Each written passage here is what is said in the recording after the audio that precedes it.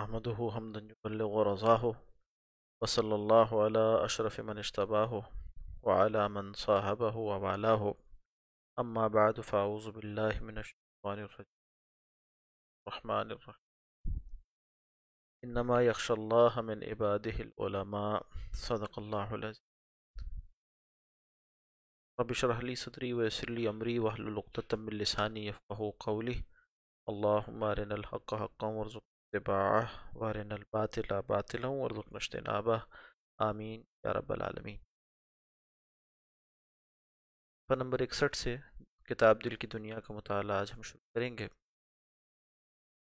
عنوان ہے اصلاح کی طرف پہلا قدم توبہ۔ اصلاح کی طرف یعنی باطنی اصلاح اور تزکیہ نفس کے لیے پہلا قدم توبہ۔ اور ایک فارسی مصرع یہاں درج کیا گیا کہ صد بار کر توبہ شکستی باز آ۔ مکمل شعر اس طرح سے ہے کہ درگہ ماں درگہ نہ امیدی نیست کر سو بار توبہ شکستی باز آ، یا صد بار توبہ شکستی باز آ۔ اے انسان، میری درگاہ یعنی میری جناب وہ جناب نہیں ہے کہ جہاں اگر تم نے توبہ توڑ دی ہے تو مایوس ہو جاؤ، بلکہ اگر 100 مرتبہ بھی تم نے توبہ توڑی ہے تو واپس آ جاؤ، اس لیے کہ اللہ سبحانہ و تعالیٰ بہت بخشنے والا ہے۔ ان اللہ یغفر الذنوب جميعا، اللہ تمام گناہ بخشنے والے ہیں، اور اللہ کے علاوہ ہے کون جو گناہ بخشتا ہے؟ ومن یغفر الذنوب الا اللہ، کون ہے جو گناہ بخشے سوائے اللہ کے؟ قل یا عبادی الذین اسرفوا علی انفسہم لا تقنطوا من رحمت اللہ، اے لوگوں، اے میرے وہ بندوں جنہوں نے اپنے اوپر ظلم کیا یعنی گناہ کر بیٹھے، دیکھو اللہ سبحانہ و تعالیٰ کی رحمت سے نا امید نہ ہو جاؤ، مایوس نہ ہو جاؤ۔ توبہ ایسا موضوع ہے جو سراسر کہیے کہ امید کا ہی موضوع ہے، اور مسلمانوں کے لیے یہ ایسا در امید ہے، ایسا در توبہ، ایسی کشادگی والی چیز ہے، اور اس قدر ان کو مختلف احوال میں بچانے والا سامان ہے کہ اگر بندہ مومن اس تصور توبہ کو سامنے رکھے تو ہر مشکل گھڑی سے نکل سکتا ہے، ہر مشکل سے باہر آنے کے لیے اس کے پاس بہترین سامان ہے۔ اور اصل مشکل کیا ہے؟ اصل مشکل گناہ ہے، اصل مصیبت گناہ ہے۔ تو جب انسان سے گناہ ہو جائے تو اس سے زیادہ بڑی مصیبت میں وہ نہیں پھنستا، اس سے زیادہ بڑی مشکل اسے لاحق نہیں ہوتی۔ تو اب اس مشکل سے نکلنے کا سامان اللہ نے توبہ کی صورت میں رکھ دیا۔ تو سراسر یہ کہ رحمت خداوندی کا یہ مضمون ہے، اور یہ مضمون اپنی جگہ بہت اہمیت کا حامل بھی ہے، اور توبہ کا ایک حال ہے جس میں سالکین کو رہنا چاہیے، یعنی یہ سمجھنا کہ میں تو نیک ہوں، مجھے توبہ کی کیا ضرورت ہے، یا یہ کہ مجھ سے کون سی غلطیاں اور مجھ سے کون سے گناہ ہو رہے ہیں، گناہ تو فلاں ہوتے ہیں، گناہ تو فلاں کرتے ہیں۔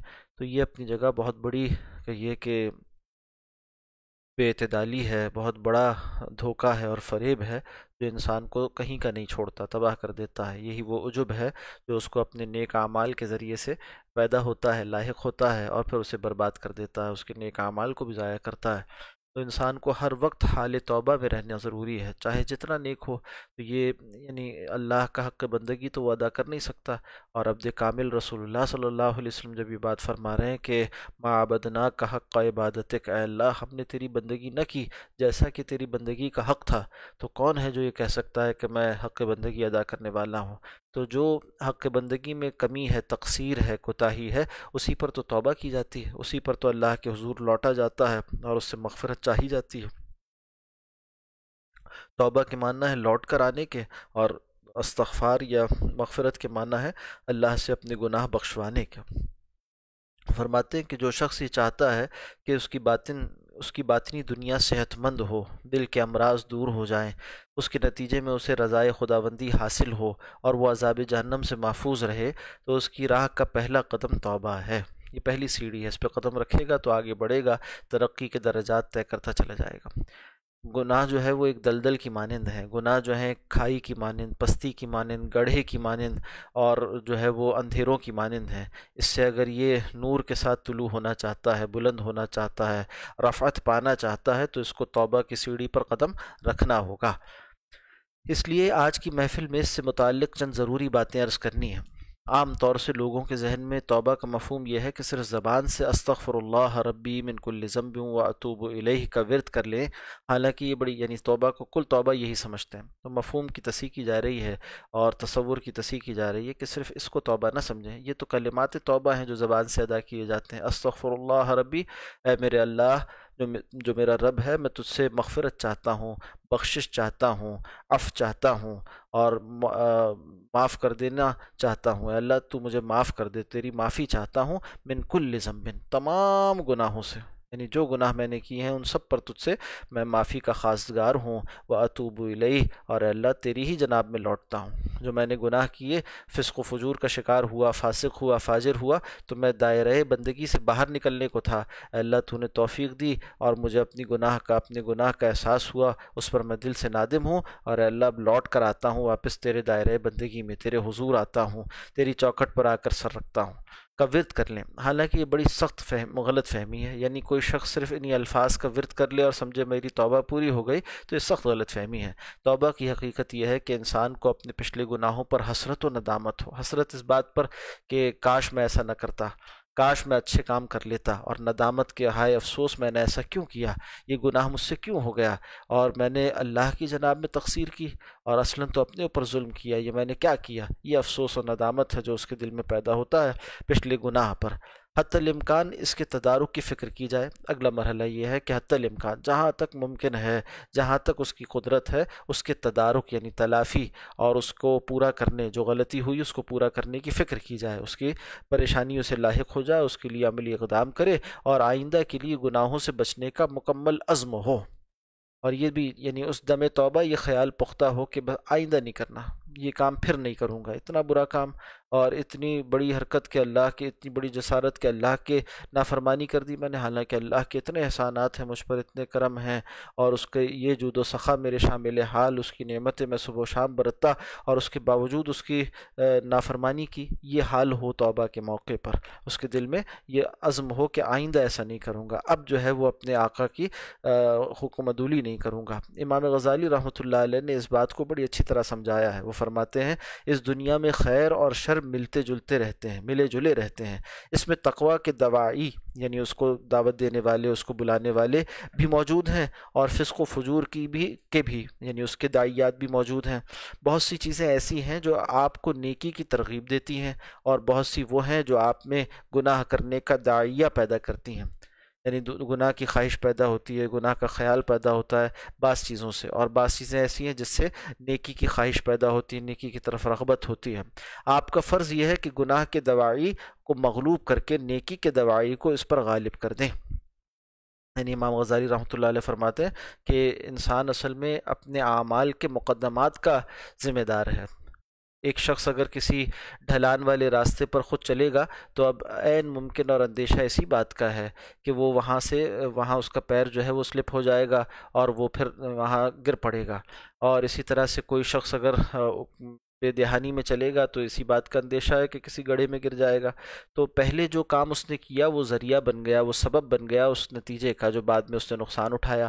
تو پہلے کام پر انسان کو قدرت پوری ہوتی ہے، دوسرے کام جو اس کا نتیجہ نکلتا ہے اس پر عام طور پر اس کو قدرت نہیں ہوتی۔ تو حکمت کی بات یہ ہے کہ اسباب گناہ کو روکا جائے، اسباب گناہ سے اپنے آپ کو روکا جائے، اور اسباب گناہ سے بچنے کی کوشش کرے انسان۔ جو شخص اسباب گناہ کے ماحول سے بچنے کی کوشش نہیں کرتا اور یہ کہتا ہے کہ میں گناہ سے بچنا چاہتا ہوں، تو وہ اپنے آپ کو دھوکہ دیتا ہے۔ مثال کے طور پر کوئی شخص گناہ کے مواقعوں سے نہیں بچتا، اور جہاں اس سے گناہ سرزد ہو یعنی بری محفلوں سے نہیں بچتا، برے دوستوں سے نہیں بچتا، اور غلط باتوں کے دیکھنے سننے سے نہیں بچتا، گندی صحبتوں سے نہیں بچتا، تو پھر وہ یہ چاہے کہ وہ نیک بن جائے تو یہ تو ایک خیال ہے اس کا، جس کے لیے اس نے کچھ نہیں کیا، بلکہ اس نے گناہ کا خود اہتمام کیا، اس کے لیے سازگار بنایا ماحول کو، اب گناہ سرزد ہو گیا آخرکار۔ تو گناہوں سے بچنے کے لیے داعیات گناہ، اس کے دعاوی، اس سے بچنا ضروری ہے، اپنے آپ کو پہلے سے قابو رکھنا ضروری ہے۔ یہ حکمت ہے اسلام کی کہ ہر وہ شے جو بالکل صریح حرام اور بڑے مفسدہ تک لے جاتی ہے، بڑے نقصان تک لے کے جاتی ہے، اس کے راستوں کو بھی بند کیا جاتا ہے، اس کا سد باب کیا جاتا ہے، اس کے راستوں کو بند کیا جاتا ہے۔ تو مثال کے طور پر زنا حرام ہے اور بہت بڑا گناہ ہے، تو اس تک لے جانے والے سارے راستے، مثال کے طور پر آنکھوں کا غلط استعمال، مثال کے طور پر اجنبیہ کے ساتھ خلوت میں رہنا، اس کو سب کو منع کیا گیا، غلط استعمالات کو اور اس کی طرف لے جانے والے راستوں کو منع کیا گیا، اس کو بھی شریعت میں ناجائز قرار دے دیا گیا تاکہ وہ بڑے گناہ تک انسان نہ پہنچ جائے۔ اسی طرح سے تو جو کہیے کہ اس کے ذرائع اور اسباب ہیں، اس سے انسان اپنے آپ کو بچائے، بقیہ گناہوں کو بھی اس پر قیاس کر لے اور ہر گناہ کے راستے سے اور اس کی صحبت سے اور اس کی ترغیب کے سامان سے اپنے آپ کو بچانے کی کوشش کرے۔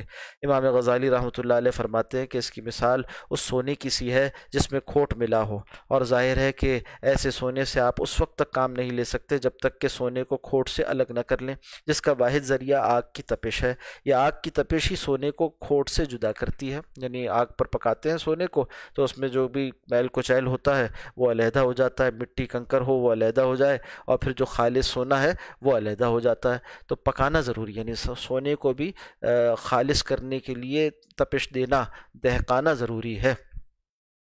فرمایا اسی طرح انسان کا مسئلہ ہے کہ اس کے ہاں جو ہے نا خیر و شر مخلوط ہیں، ملے جلے ہیں، اور انسان جو ہے وہ انبیاء اکرام علیہ السلام کو چھوڑ کر کے وہ تو معصوم عن الخطا ہیں۔ بقیہ نوع انسانی کا معاملہ کیا ہے، بقیہ مسلمانوں کا معاملہ کیا ہے کہ وہ خلطوا عملا صالحا، وہ نیک اعمال کے ساتھ ساتھ دوسری قسم کے اعمال کو بھی ملا لیتے ہیں، یعنی تقوی کے کاموں کے ساتھ کچھ نہ کچھ فسق و فجور کے کام بھی۔ ہر نیک آدمی سے بھی کبھی نہ کبھی غلطی ہو جاتی ہے، جانتے بوجھتے ہوئے یا انجانے میں۔ تو کہا کہ یہ جو ملتے جلتے اعمال ہیں، ان کے تقوی اور فسق و فجور کے اعمال ملے ہوئے ہیں، تو ان کو الگ کرنا بھی ایسے ہی ہے گویا کہ سونے اور کھوٹ کو الگ کرنا۔ اور یہ کام جیسے سونے پر تپش کے ذریعے سے ہوتا ہے، اسی طرح سے انسان کو بھی تپش دی جاتی ہے۔ وہ کیسی تپش ہے؟ دو طرح کی ہے۔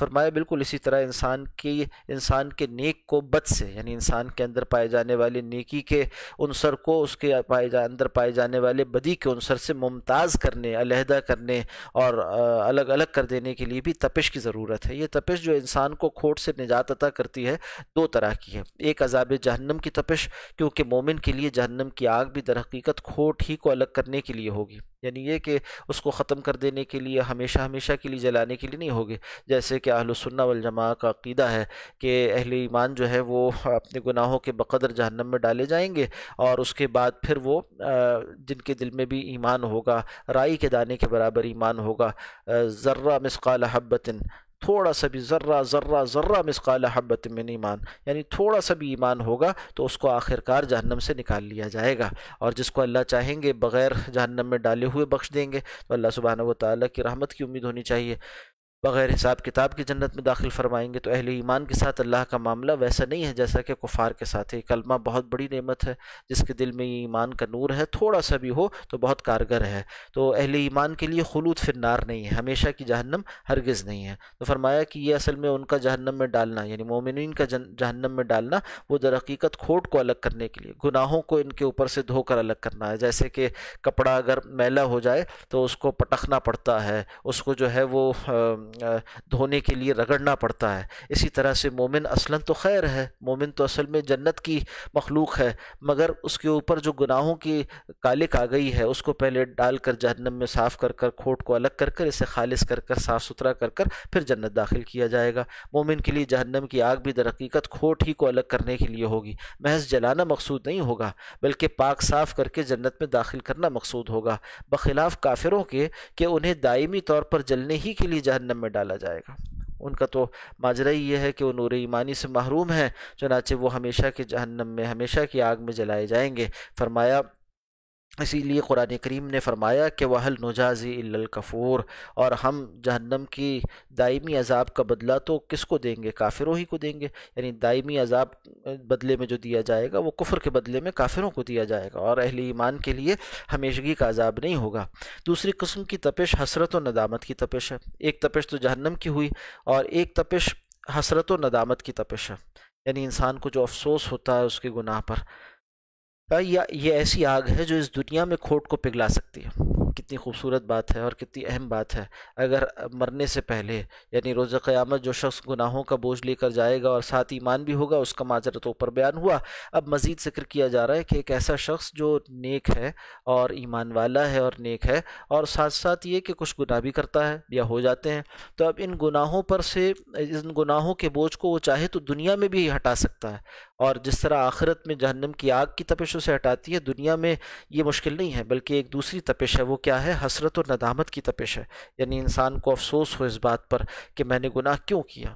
تو علامت ایمان یہ ہے، ایمان کی علامت یہ ہے کہ گناہ ہو جائے تو انسان کے اوپر ایک بوجھ ہو، اسے پہاڑ محسوس ہو، نیکی کرے تو اسے اچھا لگے، نیکی اسے اچھی لگنے لگے، اور گناہ اس کے لیے بھاری ہو جائے، بوجھ ہو جائے، کبھی جذبات کی رو میں بہہ کر، کبھی ماحول کے اثر سے، کبھی شیطان کے وسوسے سے، کبھی جو ہے وہ کسی غلط فہمی کی بنیاد پر وہ گناہ کر بیٹھتا ہے۔ جب گناہ ہو گیا تو یہ نہیں ہو سکتا کہ بندہ مومن وہ ہے کہ جس سے گناہ ہی نہ ہو، گناہ تو ہو جاتے ہیں، اب کیا کرنا ہے؟ مگر اس کی ایمان کی علامت یہ ہے، جب اس کے اندر ایمان حقیقی ہے، اچھا ہے، تر و تازہ ہے، مضبوط و مستحکم ہے، تو وہ ایمان اس کو اس بات کی تلقین کرے گا کہ ہائے افسوس تو نے کیا کیا، ندامت اس کے اندر پیدا کر دے گا، ہائے افسوس یہ کیا ہوا تجھ سے، اور یہ اپنے اوپر ملامت کرے گا۔ یہ ایسی آگ ہے جو اس دنیا میں کھوٹ کو پگھلا سکتی ہے، ندامت کی آگ یہ جو ہے وہ اس کھوٹ کو یعنی گناہ کے اثر کو پگھلا کر ہٹا دے گی، صاف کر دے گی اس کو۔ امام غزالی رحمۃ اللہ علیہ فرماتے ہیں کہ انسان کو کھوٹ سے نجات حاصل کرنے کے لیے ان دو قسموں میں سے کسی ایک قسم کی آگ میں جلنا ضرور ہے، ضروری جلنا ہے۔ اب اگر وہ چاہے تو جہنم کی آگ کو اختیار کر لے، اور اگر یہ بات اسے مشکل معلوم ہوتی ہے، جیسا کہ واقعی مشکل ہے، چنانچہ واقعتاً بھی یہ بڑی مشکل ہے، تو اس کے سوا چارہ نہیں کہ اسی دنیا میں اپنے دل کے اندر حسرت و ندامت کی تپش اور سوزش پیدا کرے۔ اسی تپش اور سوزش کا نام توبہ ہے۔ اللہ ہمیں توفیق دے، ہم سے بھی صبح و شام گناہ ہوتے ہیں، اللہ ہمیں توفیق دے کہ ہم ان پر واقعی ندامت اپنے اندر پیدا کریں، ہمارے اندر گناہوں پر جسارت نہ ہو، ہمارے اندر بغاوت نہ ہو، ہمارے اندر جو ہے وہ آگ کو جھیل لینے کا عزم، یعنی فما اصبرہم علی النار، جو قرآن کہتا ہے نا کہ کس چیز نے انہیں آمادہ کر دیا اس بات پر کہ یہ جہنم کی آگ کو جھیل لیں، تو یہ کیفیت نہ ہو، اور بلکہ یہ ہو کہ غلطی جیسی ہو جائے فوراً توبہ کرنے والے، ثم یتوبون من قریب۔ اہل ایمان کی کا وصف یہ ہے، وہ لوگ کہ جن کے بارے میں اللہ فرماتے ہیں کہ ان کی توبہ تو میرے ذمے ہے قبول کرنا۔ وہ کون لوگ ہیں؟ جن سے غلطی ہو جاتی ہے جہالت میں، جذبات میں، ناواقفیت میں، اور اس کے بعد پھر جیسی احساس ہوتا ہے تو وہ کیا کرتے ہیں؟ فوراً توبہ کرتے ہیں۔ ثم یتوبون من قریب، فوراً توبہ کرنے والے ہوتے ہیں، فوراً ندامت غالب آ جاتی ہے، اور اس قدر غم ہوتا ہے، وہ تھوڑی سی گناہ کی لذت، تھوڑی سی دیر کا فائدہ، تھوڑا سا کہیے نفع دنیا کا گناہ سے حاصل ہونے والا، اس پر ان کو ندامت ہوتی ہے، اس قدر ندامت ہوتی ہے کہ معلوم ہوتا ہے جیسے پہاڑ سر پر آ گرا ہے، جیسے منو پانی اس کے اوپر ڈال دیا گیا ہے، جیسے یہ زمین میں دھس رہا ہے، جیسے اس کے لیے پوری دنیا جو ہے وہ پھیکی پڑ گئی ہے۔ یہ کیفیت اس کی ہو جاتی ہے جب اس کو گناہ کا احساس ہوتا ہے، ہائے مجھ سے ایسا کیا ہوا، ہائے مجھ سے ایسا کیوں ہوا، یہ تھوڑی سی غفلت نے مجھے کیا کر دیا، مجھے اللہ کا نافرمان بنا دیا، مجھے فاسق و فاجروں کا ساتھی بنا دیا، یہ کیا ہوا، اتنا افسوس کرتا ہے، اندر اندر اس کو ملامت ہوتی ہے، اس کا ضمیر اس کو جو ہے کچو کے لگاتا ہے، اس کو جو ہے اندر سے بار بار جو ہے وہ سوئی چبوتا ہے کہ تم نے یہ کیا کیا۔ یہ جو ندامت ہے یہ بڑی کام کی چیز ہے، بڑی کام کی چیز ہے، علامت ایمان بھی ہے، ایمان کی نگران بھی ہے، اور توبہ یعنی گناہوں کے بخشوانے کا ذریعہ بھی ہے۔ حتیٰ کہ ہو سکتا ہے کہ کوئی شخص نیکیاں کر کر کسی عجب کا شکار ہو جائے، اور وہ مقامات بلند سے اور مقامات رفیع سے اللہ کے حضور ترقیات سے محروم رہے، اور دوسرا شخص گناہ کر کر اپنی ندامت کی وجہ سے وہ مقام حاصل کر لے، گناہ کے بعد جو ندامت ہوئی اسے، اس ندامت کے نتیجے میں وہ مقام حاصل کر لے جو اس نیک متقی اور پرہیزگار شخص سے بڑھ کر ہو۔ تو کسی گناہ گار کو بھی حقیر نہیں جاننا چاہیے۔ گناہ تو ظاہر میں ہمیں نظر آ رہا ہے نا، باطن میں ہو سکتا ہے اس گناہ پر اس نے توبہ کر لی ہو، یا یہ کہ اس کے اندر اس گناہ پر اتنی ندامت ہے کہ اللہ سبحانہ و تعالیٰ نے اسے بخش دیا ہے۔ تو فرمایا کہ اسی لیے اندر حسرت و ندامت کی تپش اور سوزش پیدا کرے، اسی تپش اور سوزش کا نام توبہ ہے۔ اسی لیے حدیث میں ارشاد فرمایا گیا کہ فَإِنَّ التَّوْبَةَ النَّدَمُ، بے شک توبہ تو نام ندامت کا ہے، بے شک توبہ کیا ہے؟ ندامت ہے، توبہ تو اصلاً ہے ہی ندامت۔ فَإِنَّ التَّوْبَةَ، اصل حقیقت توبہ کی حقیقت کیا ہے؟ الندم، ندامت۔ انما التوبۃ الندم، یہ تو اپنی جگہ متعین کر کر بھی حدیث میں آپ صلی اللہ علیہ وسلم نے فرما دیا کہ ندامت بہت بڑی نعمت ہے۔ اس سے کیا ہوتا ہے کہ انسان کے اندر جو گناہ ہیں وہ اس ندامت کی تپش سے پگھل کر اور کہیں اس کی سوزش سے جل کر الگ ہو جاتے ہیں، اور اس کا ایمان خالص ہو جاتا ہے، صاف ہو جاتا ہے۔ تو اللہ سبحانہ و تعالیٰ ہمیں وہ ایمان نصیب فرمائے جو ہمارے گناہوں کو جلا دے، اور جو گناہوں کے آثار کو جلا دے، اور جو ہے وہ یہ تپش دنیا میں ہم پیدا کر لیں تاکہ ہماری آخرت اچھی ہو جائے۔ فرمایا توبہ کے 3 درجے۔ اب سوال یہ پیدا ہوتا ہے کہ ندامت کس طرح پیدا ہو؟ اس کا جواب یہ ہے کہ ندامت پیدا کرنے کا واحد ذریعہ علم ہے۔ اب جواب یہ ہے کہ ندامت پیدا کرنے کا واحد ذریعہ علم ہے، کیونکہ جب تک آدمی کو یہ معلوم نہ ہو کہ میں نے جو کام کیا ہے وہ غلط یا مضر تھا، اسے اپنے کیے پر کبھی پشیمانی نہیں ہوگی۔ جس شخص کو یہی پتہ نہ ہو کہ جو چیز میں نے کھائی ہے وہ زہر تھی، اسے ندامت کیسے ہو؟ یعنی اس کا عقلی علاج بتلایا جا رہا ہے، اور یہ عقلی علاج ہے۔ اور ایک عملی علاج یہ بھی ہوتا ہے کہ انسان جو ہے نیک لوگوں کی صحبت میں بیٹھے تو اسے معلوم ہونے لگتا ہے، اور نیک صحبت کو اختیار کرے، اللہ والوں کی مجلس کو اختیار کرے تو یہ معلوم ہونے لگتا ہے کہ اچھائیاں یہ ہوتی ہیں، اور اس کی محبت پیدا ہو جاتی ہے اچھائیوں کی، اور گناہ کیا ہے وہ چھٹتے چلے جاتے ہیں اور اس سے نفرت پیدا ہو جاتی ہے۔ یہ اس کا عملی علاج ہے۔ عقلی علاج کیا ہے کہ وہ علم میں اضافہ کرے اور جانے اس بات کو کہ کیا چیزیں مضر ہیں، اسے اپنے کیے پر کبھی پشیمانی نہیں ہوگی۔ اگر کسی کو یہ معلوم ہی نہ ہو کہ کیا غلطی ہے اور کیا مضر ہے تو پشیمانی کیا سوال۔ جس شخص کو یہی پتہ نہ ہو کہ جو چیز میں نے کھائی ہے وہ زہر تھی، اسے ندامت کیسے ہو؟ ندامت اسی وقت ہو سکتی ہے جب اسے یہ علم ہو کہ میں نے زہر کھایا ہے اور یہ میرے لیے مہلک ہے، مجھے ہلاک کر دے گا۔ بالکل اسی طرح جب تک آدمی کو یہ علم نہ ہو کہ جو کام میں نے کیا ہے وہ برا، ناجائز یا عذاب جہنم کا موجب ہے، اس وقت تک اسے اپنے فعل پر ندامت نہیں ہو سکتی۔ لہٰذا اگر ندامت کی تپش پیدا کرنی ہے تو اس کا پہلا راستہ یہ ہے کہ گناہ کے گناہ ہونے کا علم پیدا کیا جائے، اور وہ علم بھی محض رسمی اور لفظی علم نہیں، بلکہ ایسا علم جو دل میں فکر آخرت، خوف خدا اور گناہ کی لذت سے زیادہ اس کی نفرت پیدا کر دے۔ اور ظاہر سی بات ہے کہ یہ وہی عملی علاج آ گیا، یہ اللہ والوں کی صحبت سے حاصل ہوتا ہے۔ اسی لیے قرآن کریم نے اللہ سے ڈرنے کو علم کی علامت قرار دیا ہے۔ ارشاد باری تعالیٰ ہے انما یخشی اللہ من عبادہ العلماء۔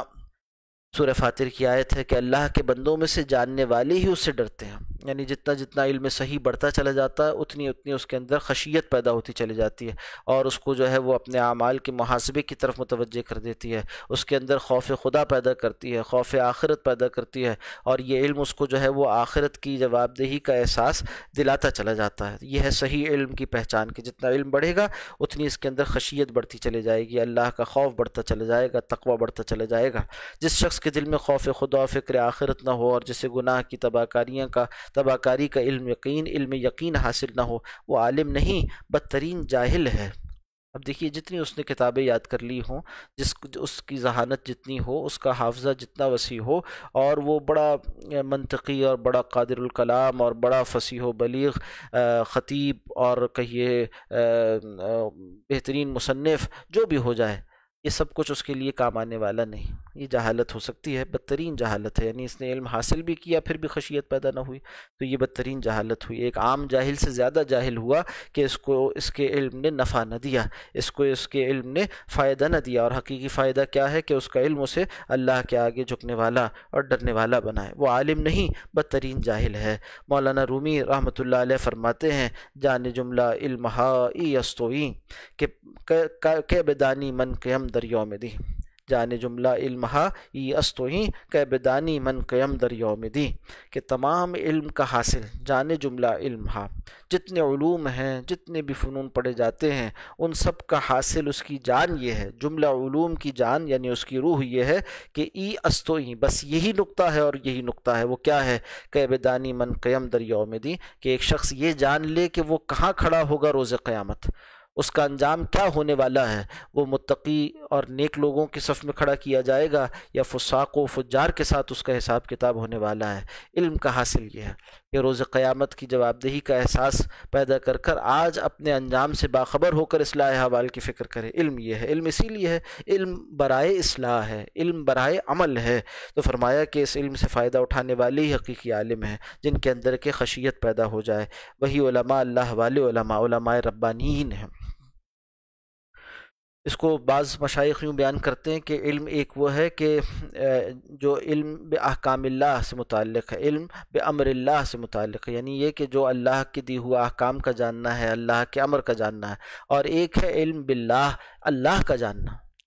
تو جو علم احکام سے ذات باری تعالیٰ کی معرفت پیدا کرے تو وہ علم کامل ہے، اور جو علم صرف احکام تک رہ جائے، امر تک رہ جائے، اور ذات باری تعالیٰ کی معرفت اس سے حاصل نہ ہوتی ہو اور خشیت نہ پیدا ہوتی ہو تو پھر علم ناقص ہے۔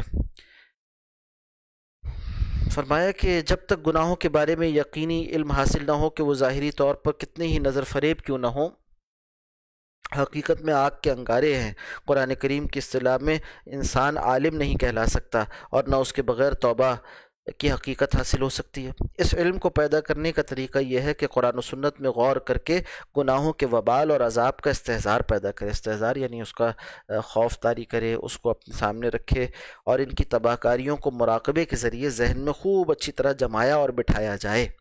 شیخ ابن حجر ہیثمی رحمۃ اللہ علیہ نے ایک مستقل کتاب میں گناہوں کی فہرست جمع کر دیا، جس میں 300 گناہ کبیرہ شمار کیے گئے، الکبائر کے نام سے کتاب موجود ہے۔ اس کا ترجمہ بھی چھپ گیا ہے۔ حافظ زین الدین ابن نجیم رحمۃ اللہ علیہ اور حافظ ابن حجر عسقلانی رحمۃ اللہ علیہ کی بھی اس موضوع پر مستقل کتابیں ہیں، کتاب الکبائر کے نام سے مطبوعہ موجود ہے، اور اردو میں حکیم الامت حضرت مولانا تھانوی رحمۃ اللہ علیہ نے اپنی تصانیف اور بالخصوص جزاء الاعمال میں اس پہلو کو واضح فرمایا ہے۔ ان کتابوں کا مطالعہ مذکورہ علم کے حاصل کرنے کے لیے مفید ہوگا۔ وہ مذکورہ علم کیا ہے؟ وہ یہی علم کہ اعمال کا بدلہ کیا ہے، اعمال کی جزا کیا ہے، کون سے اعمال وہ ہیں جو روز قیامت کامیاب کریں گے، اور کون سے اعمال برے ہیں جن کا برا نتیجہ نکلنے والا ہے۔ اس علم کے بعد توبہ کا دوسرا درجہ ندامت ہے۔ ظاہر ہے کہ جب کسی شخص کو کسی ناجائز فعل کے تباہ کن ہونے کا یقین حاصل ہو جائے گا تو اگر اس نے ماضی میں وہ ناجائز فعل کیا ہے تو اس کو لازماً اپنے کیے پر ندامت و پشیمانی ہوگی، لازماً اپنے کیے پر ندامت و پشیمانی ہوگی۔ انسان کو معلوم ہے کہ میں نے جو کیا اس کا نتیجہ یہ نکلے گا، اگر توبہ کیے بغیر مر گیا تو روز قیامت جہنم کی آگ ہے اور اس کو بھگتنا ہوگا۔ تو جب یہ علم ہوگا تو اس سے ندامت پیدا ہوگی کہ ہائے میں نے یہ کیا کیا، ہائے افسوس میں نے یہ کیا کیا، تو اب یہ صحیح توبہ کے رخ پر آگے بڑھا۔ فرمایا اس کے بعد تیسرا درجہ تدارک ہے۔ کس کے بعد؟ علم پہلا درجہ، دوسرا درجہ ندامت، اور تیسرا درجہ تدارک۔ علم کیا؟ حلال و حرام کا علم، اس بات کا علم کہ کیا گناہ ہیں اور کیا ثواب ہیں۔ پھر اس کے بعد ندامت یعنی گناہوں پر ندامت، حسرت و افسوس، اور تیسرا درجہ تدارک کہ جو ہو گیا اب تلافی مافات کے لیے، جو فوت ہو گیا، اس سے جاتا رہا، جو وقت گزر گیا، جو کچھ اس کے نامہ اعمال میں چڑھ گیا، اس کا تدارک کیا کیا جائے، اس کی تلافی کیسے کی جائے، اس میں سے گناہ کو کیسے زائل کیا جائے، جس کے لیے دو کام کرنے ضروری ہیں۔ یعنی تدارک کیسے ہوگا؟ دو کاموں سے ہوگا۔ نمبر ایک، آئندہ گناہ نہ کرنے کا پختہ عزم تھام لے اور باندھ لے اس بات کا عزم کہ آئندہ میں یہ کام نہیں کروں گا، غلطی ہوئی مجھ سے، اور غلطی پر ندامت کی علامت یہ ہے کہ آئندہ نہ کرنے کا احساس ہو، اس کو خیال ہو، ارادہ ہو، عہد ہو کہ میں آئندہ یہ کام نہیں کروں گا۔ یہی تو اس بارے میں سچے ہونے کی دلیل بھی ہے کہ اگر واقعتاً وہ سچا ہے توبہ میں تو اسے معلوم ہو، تو اسے یہ احساس ہوتا ہے کہ آئندہ یہ کام نہیں کرنا، ورنہ جس شے کو انسان برا نہیں جانتا اس کو پھر کرتا ہے، اور جس کو برا جانتا ہے اس کو پھر نہیں کرتا، یہ رکھتا ہے ارادہ کہ آئندہ اسے میں نہیں کروں گا۔ تو آئندہ گناہ نہ کرنے کا پختہ عزم۔ نمبر دو، ماضی میں جو گناہ ہوئے ہیں اگر وہ حقوق العباد سے تعلق رکھتے ہیں تو ان کی حتی المقدور ادائیگی، مثلاً اگر کسی کا مال غصب کیا ہے تو اسے واپس کیا جائے، کسی کو ہاتھ یا زبان سے تکلیف پہنچائی ہے تو اس کے بدلے کے لیے تیار ہو کر اس سے معافی کی درخواست کرنا وغیرہ۔ اور اگر وہ گناہ حقوق اللہ سے تعلق رکھتا ہے تو جن گناہوں کا قضا یا کفارہ سے تدارک ممکن ہو ان کا اسی طرح تدارک کرنا، یعنی شریعت میں تدارک کی طریقے متعین ہے نا، جن کے متعین ہیں ان کو اس طریقے سے ادا کرنا۔ مثلاً اگر نمازیں یا روزے چھوڑ دیے ہیں تو ان کی قضا کی جائے، یا اگر قسم کھا کر توڑ دی ہے تو اس کا کفارہ ادا کیا جائے۔ اور اگر گناہ ایسا ہے کہ شریعت میں قضا یا کفارے کے ذریعے اس کا تدارک ممکن نہیں ہے تو اللہ تعالیٰ سے پوری عاجزی کے ساتھ استغفار کرنا چاہیے۔ حضرت تھانوی رحمۃ اللہ علیہ کے ہاں ان تمام چیزوں کا خاص اہتمام کیا جاتا تھا، اور وہ ہمیشہ توبہ کے وقت سابقہ گناہوں کے تدارک کی ہر امکانی کوشش کام میں لانے کی تلقین فرماتے تھے۔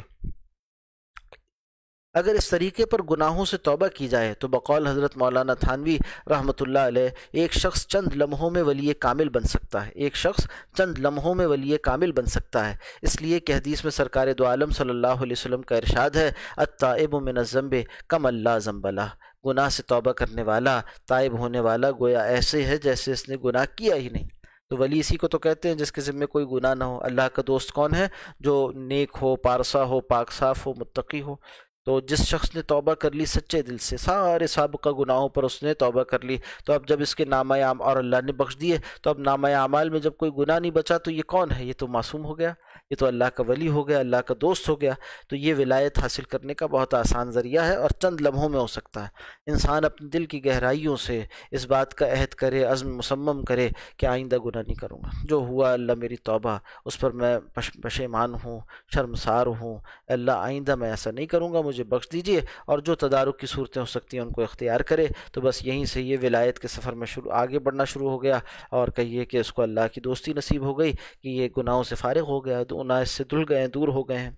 توبہ کا یہ دروازہ ہر شخص کے لیے اس وقت تک کھلا ہوا ہے جب تک نزاع کی کیفیت یعنی موت کے سکرات کی کیفیت اس پر طاری نہیں ہو جاتی، اس کے بعد توبہ قبول نہیں ہوتی۔ حدیث میں آیا ہے کہ ان اللہ یقبل توبۃ العبد ما لم یغرغر، اللہ بندے کی توبہ کو قبول فرماتے ہیں جب تک گلے میں غرغرہ نہ ہونے لگے، یعنی موت کا وقت نہ آ جائے، اس وقت تک توبہ اللہ قبول فرماتے ہیں، اور جب موت بالکل گلے میں آ جائے تو پھر توبہ کا وقت ختم ہو جاتا ہے۔ اسی طرح سے اس دنیا میں جو باب التوبہ ہے وہ بند کر دیا جائے گا جب کہ سورج جو ہے وہ مغرب سے طلوع ہو جائے گا۔ تو ایک دنیا کی توبہ کے ختم ہونے کا وقت ہے اور ایک فرد کی توبہ کے ختم ہونے کا وقت ہے۔ اللہ سبحانہ و تعالی ہمیں توبہ کی توفیق نصیب فرمائے، سچی توبہ کی توفیق نصیب فرمائے، توبۃ النصوح کی توفیق نصیب فرمائے، موت سے پہلے پہلے جلد از جلد۔ نیک لوگوں کا وتیرہ یہ ہے کہ وہ اس کو اٹھا نہیں رکھتے کہ توبہ بعد پر کریں گے، اور حضرت عمر رضی اللہ تعالیٰ عنہ کا قول ہے نا کہ انتہائی نادان اور بیوقوف ہے وہ شخص جو توبہ کی امید پر گناہ کرتا رہے اور توبہ کو زندگی کی امید پر اٹھائے رکھے۔ تو کچھ نہیں پتہ دوستوں کہ موت کب آنے والی ہے، زندگی کا کچھ نہیں پتہ کب ختم ہونے والی ہے، تو جلد از جلد توبہ کر لینا، اور جلد از جلد ہر لمحے جو ہے وہ انسان اس خیال میں رہے، فکر میں رہے کہ اب تک کے گناہ بخشوا لوں میں۔ اور یہ وہ کیفیت ہے کہ جس کے نتیجے میں انشاءاللہ العزیز جب وہ اللہ کے حضور حاضر ہوگا، جب بھی موت واقع ہوگی تو وہ گناہوں سے فارغ ہو کر جائے گا اور اس کی آخرت اچھی ہو جائے گی۔ تو روزانہ توبہ کا اہتمام کرنا چاہیے۔ نبی اکرم صلی اللہ علیہ وسلم نے تلقین بھی فرمائی یہ بات، تو صبح و شام جو ہے توبہ کی تسبیح پڑھیں اور اس حال توبہ کو اپنے دل پر طاری کریں، اس حال توبہ کو ہم اپنے دل پر طاری کریں، اور ہر گناہ کے بعد جو گناہ ہو جائے جیسی احساس پیدا ہو، یہ احساس ہوگا تب جب نیک صحبت اختیار کریں گے، اللہ والوں کے ساتھ اٹھیں گے بیٹھیں گے، دین کے احکام سیکھیں گے، علماء کی صحبت اختیار کریں گے، تو انشاءاللہ گناہ کا گناہ ہونا باور آئے گا اور اس کی نفرت دل میں پیدا ہو جائے گی، اور جب نفرت پیدا ہو گئی تو جیسی گناہ ہوگا تذکروا، فوراً وہ چوکنا ہو جائیں گے، فوراً انہیں یہ تنبہ ہو جائے گا اور یاد آ جائے گا یہ کیا ہوا اور غلطی ہو گئی، پھر ندامت کا احساس پیدا ہوگا، حسرت پیدا ہوگی، پھر زبان سے کلمات توبہ جاری ہو جائیں گے اور اللہ سبحانہ و تعالی معاف فرما دیں گے۔ جو تلافی کر سکتا ہے اس کی تلافی کرتا رہے گا انشاءاللہ۔ تو اللہ ہمیں اس کی توفیق عطا فرمائے۔ اقول قولی ھذا واستغفر اللہ لی ولکم ولسائر المسلمین والمسلمات۔ استغفار کی تسبیح پڑھ لیتے ہیں سچے دل سے، اور اللہ سبحانہ و تعالیٰ کو حاضر ناظر جان کر اور اپنے گناہوں کا اعتراف کر کر اللہ کے حضور ہم حاضر ہوئے ہیں، اس اعتراف کے ساتھ کہ صبح و شام ہم سے گناہ ہوتے ہیں، ہم اللہ کے حضور توبہ کرتے ہیں، یا اللہ جانتے بوجھتے جو گناہ ہوئے وہ بھی بخش دیجیے، جو نادانی میں ہوئے، بے علمی میں ہوئے اور لا علمی میں ہوئے اللہ وہ بھی بخش دیجیے، دن کے گناہ بھی بخش دیجیے، رات کے گناہ بھی بخش دیجیے، صغیرہ بھی بخش دیجیے، کبیرہ بھی بخش دیجیے، اللہ جو آپ کے حق میں کمی ہوئی اللہ اس کو بھی بخش دیجیے، اللہ جو آپ کی مخلوق کے حق میں کمی ہوئی، ہم سے کوتاہی حقوق العباد میں، اللہ اس کو بھی بخش دیجیے، یا اللہ آپ کے پاس سارا اختیار ہے، یا اللہ آپ کے پاس ساری قدرت ہے، یا اللہ بخش دیجیے۔ اس خیال سے انسان پھر استغفار کے کلمات پڑھے، استغفر اللہ ربی من کل ذنب واتوب الیہ، استغفر اللہ ربی من کل ذنب واتوب الیہ، استغفر اللہ ربی من کل ذنب واتوب الیہ، استغفر اللہ ربی من کل ذنب واتوب الیہ، استغفر اللہ ربی من کل ذنب واتوب الیہ، استغفر اللہ ربی من كل ذنب واتوب إليه، استغفر الله ربي من كل ذنب واتوب إليه، استغفر الله ربي من كل ذنب واتوب إليه، استغفر الله ربي من كل ذنب واتوب إليه، استغفر الله ربي من كل ذنب واتوب إليه، استغفر الله ربي من كل ذنب وأتوب إليه. أستغفر الله ربي من كل ذنب. أستغفر الله ربي من كل ذنب. أستغفر الله ربي من كل ذنب وأتوب إليه. أستغفر الله ربي من أستغفر الله ربي من كل ذنب وأتوب إليه. أستغفر الله ربي من كل ذنب وأتوب إليه. أستغفر الله ربي من كل ذنب وأتوب إليه. أستغفر الله ربي من توب أستغفر الله ربي من كل ذنب وأتوب إليه. أستغفر الله ربي من كل ذنب. أستغفر الله ربي من كل ذنب وأتوب إليه. أستغفر الله ربي من كل ذنب وأتوب إليه. أستغفر الله ربي من كل ذنب وأتوب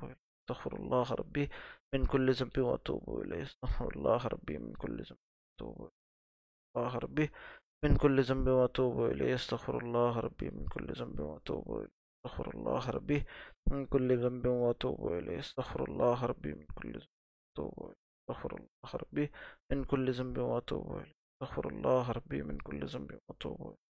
أستغفر الله ربي من كل ذنب وأتوب إليه. أستغفر الله ربي من كل ذنب وأتوب إليه. أستغفر الله ربي من كل ذنب وأتوب إليه. أستغفر الله ربي من كل ذنب وأتوب إليه. أستغفر الله ربي من كل ذنب وأتوب إليه. أستغفر الله ربي من كل ذنب وأتوب إليه. أستغفر الله ربي من كل ذنب. أستغفر الله ربي من كل ذنب وأتوب إليه. أستغفر الله ربي من كل ذنب. أستغفر الله ربي من كل ذنب وأتوب إليه. أستغفر الله ربي من كل ذنب وأتوب إليه. أستغفر الله ربي من كل ذنب وأتوب إليه. أستغفر الله ربي من كل ذنب. أستغفر الله ربي من كل ذنب وأتوب إليه. أستغفر الله ربي من كل ذنب وأتوب. أستغفر الله ربي من كل ذنب وأتوب إليه. أستغفر الله ربي من كل ذنب وأتوب إليه. أستغفر الله ربي من كل ذنب وأتوب إليه. أستغفر الله ربي من كل ذنب وأتوب إليه. أستغفر الله ربي من كل ذنب. الله ربي من كل ذنب وأتوب. درود شریف پڑھ لیجئے. اللہم صلی علی محمد علیہ فطرتہ لمعلوم. اللہم صلی علی سیدنا محمد وآلہ فطرتہ بعدد کل معلوم. صلی علی وآلہ صلی علی سیدنا محمد وآلہ لمعلوم. سیدنا محمد وآلہ. اللهم صل على سيدنا محمد وآله وفطرته بعدد كل معلوم لك. اللهم صل على سيدنا محمد وآله لك. اللهم صل على سيدنا محمد وآله كل معلوم لك. اللهم صل على محمد وآله. اللهم صل على سيدنا محمد. اللهم صل على سيدنا محمد وفطرته كل معلوم لك. اللهم صل على سيدنا محمد. اللهم صل على محمد وفطرته كل معلوم لك. اللهم صل على محمد وفطرته. اللهم صل على سيدنا محمد كل معلوم. اللهم صل على سيدنا محمد وآله لك. اللهم صل على محمد وآله معلوم. اللهم صل على سيدنا محمد. اللهم صل على محمد فطرة كل معلوم. اللهم صل على سيدنا محمد وآله فطرته.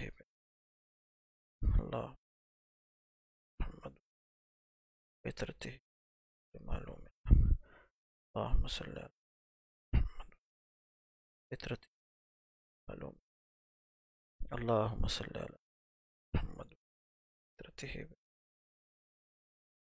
اللهم صل على محمد وآل فطرته لك. اللهم صل على سيدنا محمد فطرته. اللهم صل على سيدنا محمد فطرته. اللهم صل على محمد. اللهم صل على محمد وآله. اللهم صل على محمد. اللهم صل على محمد وآل اللهم صل على سيدنا محمد وآل اللهم صل على سيدنا محمد وآل معلوم لك اللهم صل على سيدنا محمد وآله وترته معلوم اللهم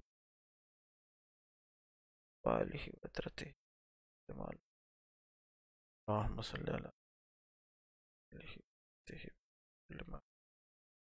اللهم صل على محمد اللهم صل على محمد وترته بعدد كل اللهم صل على محمد اللهم صل على